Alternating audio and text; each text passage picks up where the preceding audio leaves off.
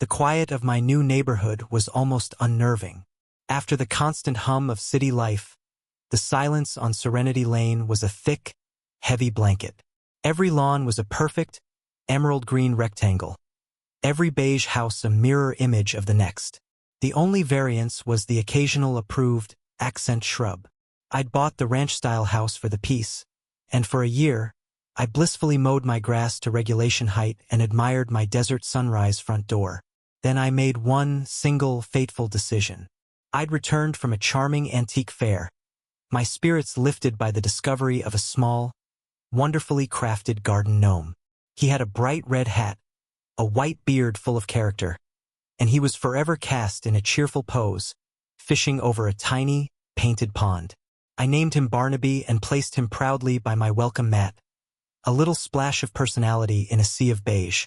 For 48 hours he stood there, a silent, jolly sentinel. I'd even catch the mailman smiling at him. Then, on Tuesday morning, I found it. Not in the mailbox, but taped squarely to my front door, as if my home had been marked. It was a stark, formal notice from the HOA Compliance Committee. The words violation were printed in intimidating, bold font. They cited Covenant 12, Section C, and called Barnaby an illegally installed, grotesque figurine, a $50 fine for a 6-inch gnome. I actually laughed out loud, the sound foreign in the stifling quiet. I took a picture of the notice with Barnaby photobombing in the background, his painted smile seeming to mock the sheer absurdity. How could anyone feel threatened by this little guy? I was about to find out. I decided to handle things the neighborly way with a conversation. I found Brenda the next morning, not at her home, but already on patrol. She was crouched by the Peterman's hedge, a stainless steel ruler in hand, her face a mask of profound concentration. "Brenda, hi," I said, my voice dripping with a friendliness I didn't feel. She didn't look up. "It's Mr. Peterman's hedge, and it's a 1/4 inch over regulation. A blight on the block's symmetry." I took a steadying breath. "Right. Well, I got your notice about my garden gnome." She finally stood, smoothing her pristine khakis. "Violation 7821. Yes. The eyesore." I chuckled, trying to diffuse the tension. "An eyesore? Brenda, he's 6 inches tall.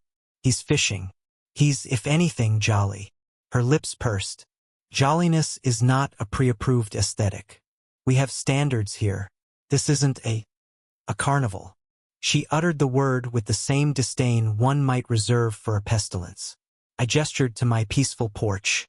I didn't realize I needed a permit for a small, harmless porch decoration. "Everything," she said, tapping her clipboard for emphasis, "needs permission. Everything. The gnome is removed, or the fines continue. It's very simple." I could feel a hot pinprick of anger behind my eyes, but I kept my voice even. "Okay, then what's the process for getting him approved?" A faint, smug smile played on her lips. "You fill out Form 11B, the application for non-standard exterior embellishment. It requires 2 professional references, 3 color renderings from different angles, and a non-refundable $25 application fee. The committee meets quarterly. The next meeting is in 3 months." I stood there, stunned into silence. She had created a bureaucratic labyrinth designed specifically to crush whimsy. This wasn't about rules, it was about power. And I had just decided I wasn't going to give her mine. The paper war had begun. Choosing what I thought was the path of least resistance, I swallowed my pride and submitted the ludicrous Form 11B. I even included a glowing character reference for Barnaby from my local garden center.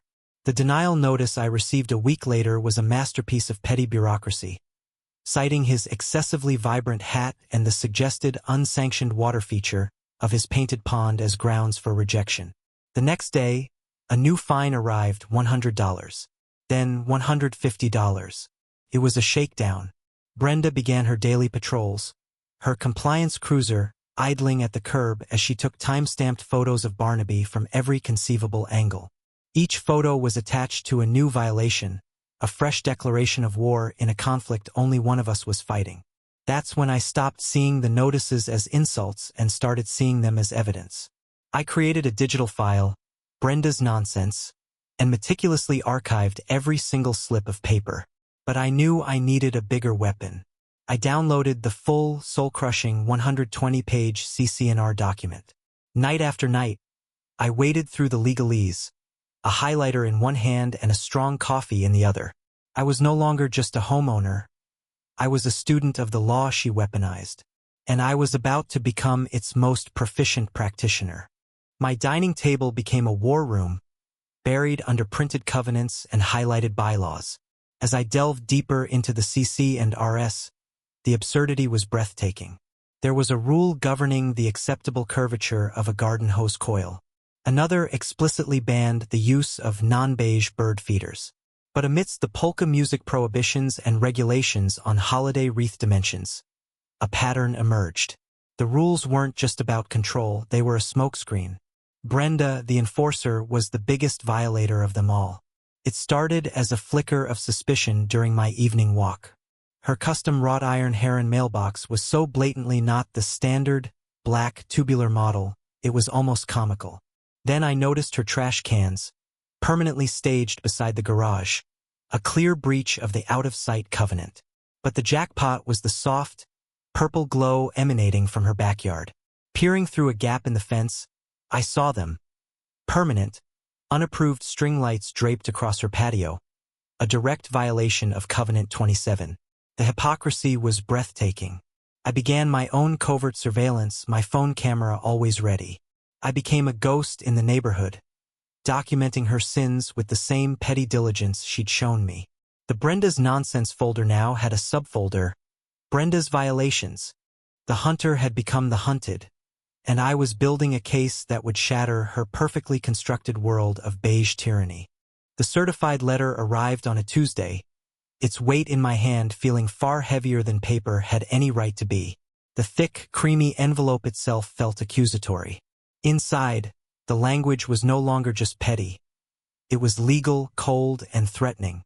The words, levy assessment lien, were printed in a bold, uncompromising font, a declaration of total war. They were no longer just fining me for Barnaby. They were moving to claim a financial stake in my actual home, to tether their absurd grievance to my property deed. My outstanding fines, now totaling over $1,000, were cited as the reason, but the real message was clear. Submit or we will take what is yours. My heart hammered against my ribs, a mix of cold fury and genuine alarm. A lien was a serious escalation, a nuclear option deployed over a garden gnome. I took the letter and marched next door to Dave's house, my one ally in this sea of compliance. He read it, his face darkening. "She's done this before," he said, his voice low and serious. "Not for a gnome, but she forced the Jenkins family into a corner over their fence color. They spent thousands repainting it just to make her go away. She's a bully with a gavel, and she knows most people can't afford a lawyer to fight it." That was the moment my anxiety crystallized into pure, unadulterated resolve. This was no longer about a quirky lawn ornament. This was about unchecked tyranny. I looked at Dave, then back at the letter. "Well," I said, a slow, determined smile spreading across my face. "It's time someone showed her what a real fight looks like. I'll see her at the meeting." I went back inside, my Brenda's Nonsense folder now feeling like a shield and a sword. The evidence was all there, the photos, the timestamps, the blatant hypocrisy. She had just made the biggest mistake of her HOA career. She had given me a public stage. The community clubhouse was electric with a tension I hadn't felt since high school dodgeball. Every plastic chair was occupied, with more residents lining the walls. Brenda sat at the head table, flanked by her sycophants, Carol and Steve, a gavel placed pointedly next to her water glass. She ran through the agenda with robotic efficiency, her voice a monotone drone about mulch standards and pool hours, but all eyes were on me. I sat calmly, a thin folder on my lap. When she finally reached my address on the delinquent homeowner's docket, she adjusted her glasses, her voice dripping with sanctimony. "The owner of 1428 Serenity Lane has shown a flagrant disregard for our community's standards," she began, detailing Barnaby's crimes as if listing war atrocities. "Therefore, The board motions to approve the levy of a lien to recover outstanding fines and compel compliance. Carol eagerly seconded. All in favor, Brenda started, her gavel poised. I have a point of order, I said, my voice calm but clear, cutting through the stuffy air. I stood and walked to the front. Brenda's smile was patronizing. We have a strict 2-minute limit for homeowner comments. This will only take one, I replied, plugging my phone into the clubhouse's large TV. The screen flickered to life. I just want to ensure we're all upholding the same standards of refined elegance. I clicked the first photo, a crystal-clear shot of her ornate Heron mailbox. I read the covenant aloud, verbatim. A low murmur rippled through the crowd. Brenda's smile vanished. This is irrelevant. I clicked again, her perpetually visible trash cans.